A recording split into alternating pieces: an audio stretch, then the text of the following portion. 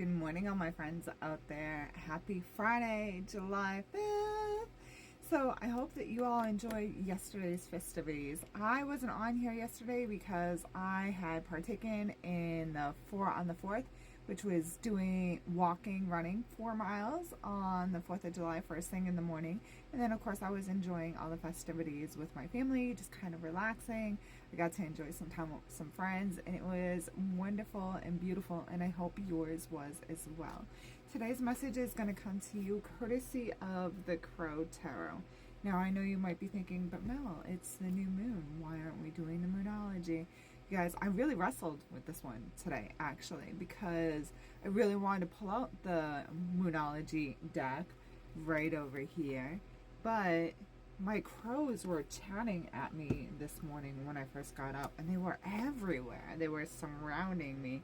So I was like, all right, that's got to be the one. So there you have it, my friends. There's your little story time for this morning.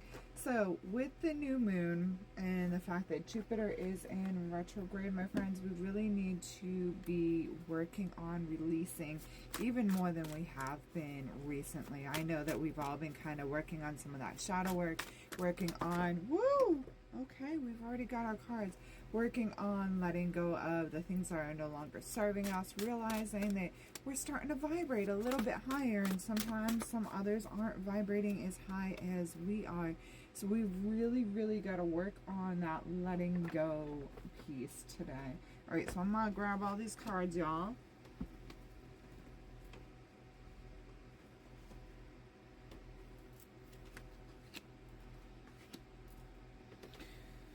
Okay, so we do have some mournful energy going today. We have the Eight of Cups. So this is saying that even though all your cups are full and you realize that you've built almost a completely full house, you're still longing for something on the other side. There's still something out there that is calling you.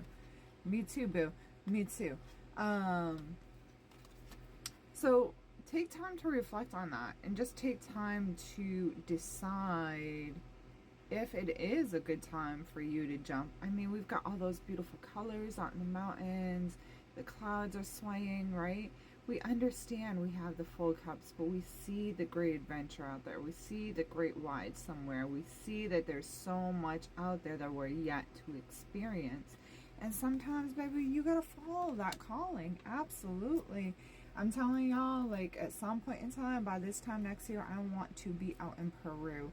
I would love to go see Machu Picchu. I would love to explore some of the jungles and just really connect with Mother Earth down there. So I hear you about this deep calling, okay? I'd love to see some of the Anasazi sites out in Arizona and California, mostly Arizona, of course, the Mesa Top, all that. So then we go into the Eight of Wands, which is really fast moving energy. Once you decide to go ahead and make a decision, you're gonna see that everything's gonna move really swiftly. Okay, and we've got all these beautiful colors in the background. We've got the poppies and the sunflower, and you are just taking full fright, my friends. So once you decide, okay, I'm either gonna stay with my full cups and I'm gonna find a way to make it work for me, or I am gonna work on adventure in the great wide somewhere. How am I gonna make that happen?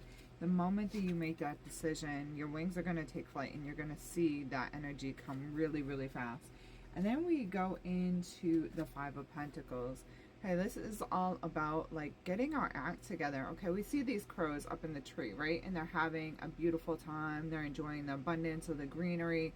They have stuff all put together. But then we have these crows down here on the bottom who are totally left out, but they're not taking the time to look up. They're losing their feathers. They're sad. They might even be facing death. And these crows on the top aren't taking the time to bring the crows in the bottom together. This is all about creating camaraderie, y'all. This is all about stopping being so stuck in your own damn head.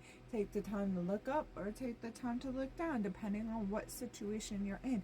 And try to include yourself into the pack, okay? This is not about a time of being singular and really like kind of pushing ourselves to the side. Like, yes, do that with your journaling or with setting your intentions, absolutely, but also making sure you're taking part in the crowd, because they are absolutely going to help this wind underneath your wing to make you swift, to make you be who you are.